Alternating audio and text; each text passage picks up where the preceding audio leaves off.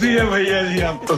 বন্ধুরা, আইফোন সেরা নাকি স্যামসাং সেরা, এই দুইটি ব্র্যান্ডের মধ্যে সবসময় ঝগড়া লেগেই থাকে। এই দুইটি ব্র্যান্ডের মধ্যে কোনটি বেস্ট? আপনারা লক্ষ্য করবেন যারা অ্যাপেল ব্যবহার করে থাকে তারা সবসময় বলে থাকে ভাই অ্যাপেল তো ব্র্যান্ড, এবং অ্যাপেল ব্যবহারের মজাই অন্যরকম। অন্যদিকে যারা স্যামসাং ব্যবহার করে থাকে তারা বলে থাকে ব্র্যান্ড তো স্যামসাংও, দেখতে হবে ব্যাটারি কার ভালো।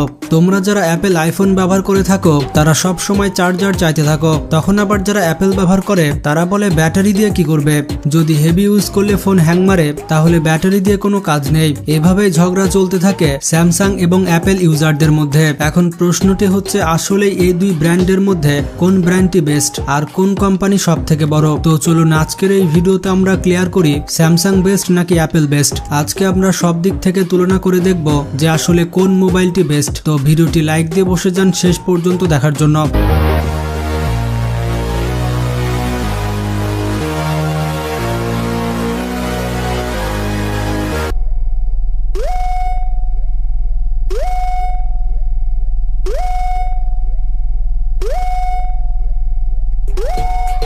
আপনারা জানলে অবাক হবেন প্রত্যেকটি তৃতীয় ব্যক্তির কাছে একটি করে স্যামসাং রয়েছে। অন্যদিকে মার্কেটে সব থেকে বেশি গ্রেস হচ্ছে অ্যাপেলের। মানুষজন অ্যাপেলের একটি মডেলের পর আরেকটি মডেলের অপেক্ষা এমন ভাবে করে যেন বাড়িতে কোনো নতুন ভাই আসতে চলেছে। এই দুই কোম্পানির মধ্যে বিক্রির কথা বললে এক বছরে আইফোন বিক্রি হয় 90.1 মিলিয়ন এবং এক বছরে স্যামসাং বিক্রি করে প্রায় 74 মিলিয়ন ফোন। মজার ব্যাপারটি হচ্ছে আইফোনের ডিসপ্লে, A4 চিপ এবং ফ্ল্যাশ মেমোরি স্যামসাং নিজেই তৈরি করে এবং আমেরিকার জিডিপিতে অ্যাপেল কোম্পানি কন্ট্রিবিউট করে মাত্র 1%। অন্যদিকে কোরিয়ার জিডিপিতে স্যামসাং এর অবদান প্রায় 17%। তাহলে আসলেই কি অ্যাপেলের থেকে স্যামসাং বড়? বন্ধুরা, আমরা যদি ওয়ার্ল্ড ইকোনমিক ফর্মের দিকে তাকাই তাহলে আমরা দেখতে পাবো স্যামসাং পঞ্চম অবস্থানে রয়েছে আর প্রথম অবস্থানে রয়েছে অ্যাপেল। তাহলে কি অ্যাপেল কোম্পানি স্যামসাং এর থেকে বড়?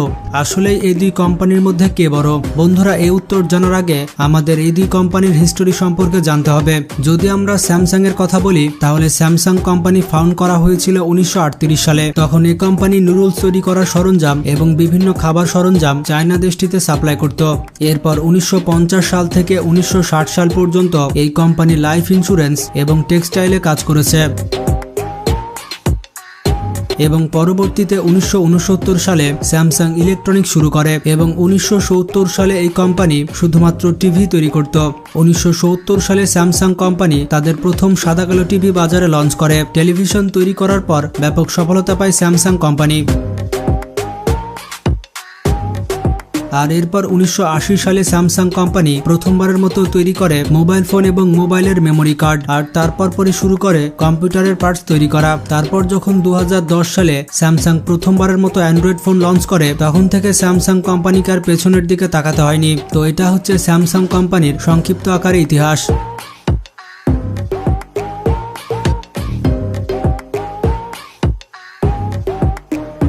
এবার আসি অ্যাপেলের হিস্টোরি সম্পর্কে। যদিও আমরা প্রায় সকলেই জানি অ্যাপেল কোম্পানি কিভাবে তৈরি হয়েছে। অ্যাপেল কোম্পানি প্রতিষ্ঠা করেছিলেন স্টিভ জবস যখন তার বয়স ছিল 31 বছর।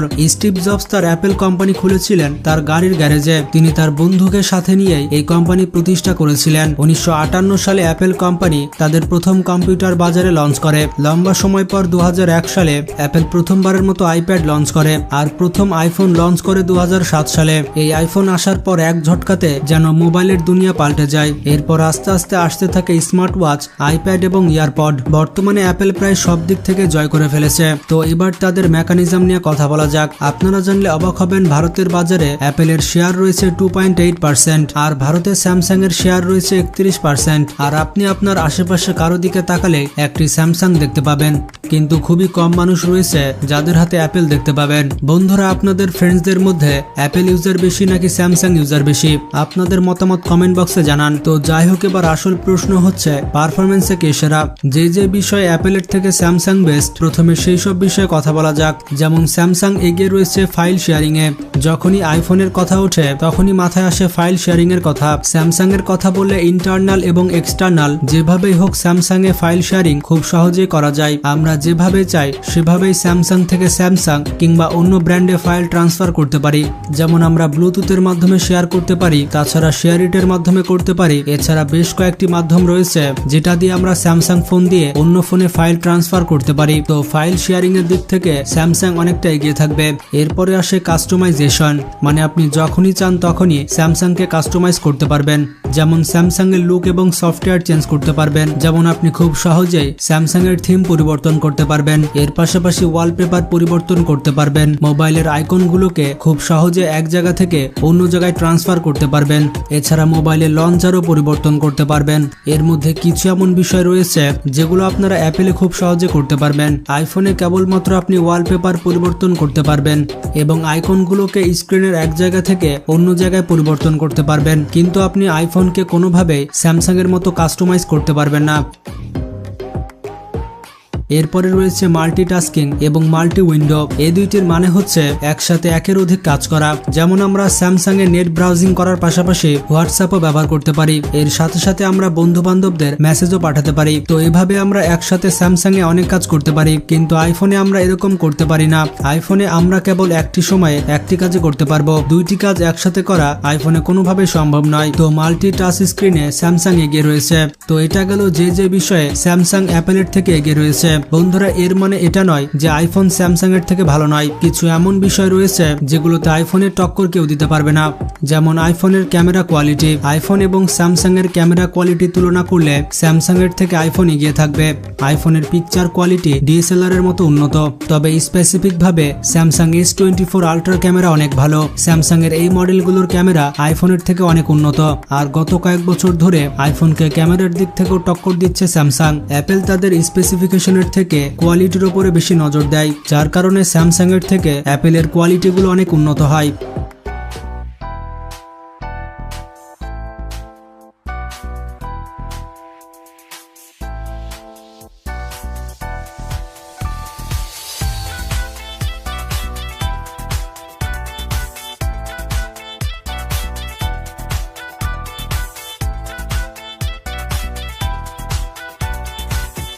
এরপরে অপটিমাইজেশনের দিক থেকে অ্যাপেল স্যামসাং এর থেকে এগিয়ে রয়েছে। অ্যাপেল তাদের ফোনের হার্ডওয়্যার নিজেরা ডিজাইন করে, আর আইফোন যে সফটওয়্যার ব্যবহার করে থাকে সেগুলো আইফোন নিজেরাই তৈরি করে থাকে। তাই অপটিমাইজেশনের দিক থেকে অ্যাপেল এগিয়ে থাকবে, কারণ তাদেরই হার্ডওয়্যার এবং তাদেরই সফটওয়্যার। একই কোম্পানির সফটওয়্যার হওয়ার কারণে সফটওয়্যারগুলো রান হতে কম ব্যাটারি খায়। তাছাড়া আইফোনের খুবই কম মডেল রয়েছে, কিন্তু অন্যদিকে স্যামসাং এর অনেক মডেল রয়েছে।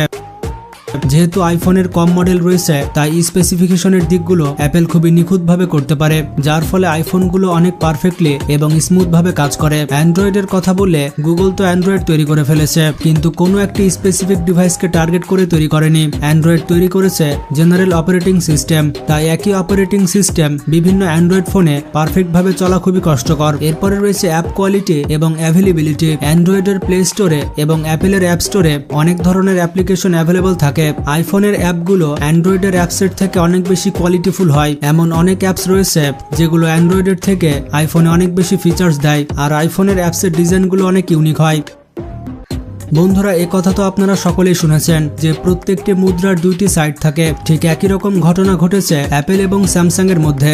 কিছু কিছু এমন বিষয় রয়েছে যেগুলোতে স্যামসাং এগিয়ে রয়েছে, আবার কিছু এমন বিষয় রয়েছে যেগুলোতে অ্যাপেল এগিয়ে রয়েছে। তো আপনার ইন্টারেস্ট এবং প্রেফারেন্সের উপরে নির্ভর করবে যে আপনি কোন ফোনটি ব্যবহার করতে চান। তো যাই হোক, আপনারা কে কোন ব্র্যান্ডের মোবাইল ফোন ব্যবহার করেন সেটি কিন্তু কমেন্ট করে জানাবেন। আর আইফোন এবং স্যামসাং এর মধ্যে বিবাদ মেটাতে হলে আপনারাই কমেন্টে জানান যে আইফোন সেরা নাকি স্যামসাং সেরা। আপনাদের ভোটের মাধ্যমে বোঝা যাবে যে স্যামসাং এর ক্রেজ বেশি নাকি অ্যাপেলের ক্রেজ বেশি। ভিডিওটি ভালো লাগলে বেশি বেশি শেয়ার করতে পারেন। আজকে এ পর্যন্তই, ভালো থাকবেন, টেক কেয়ার।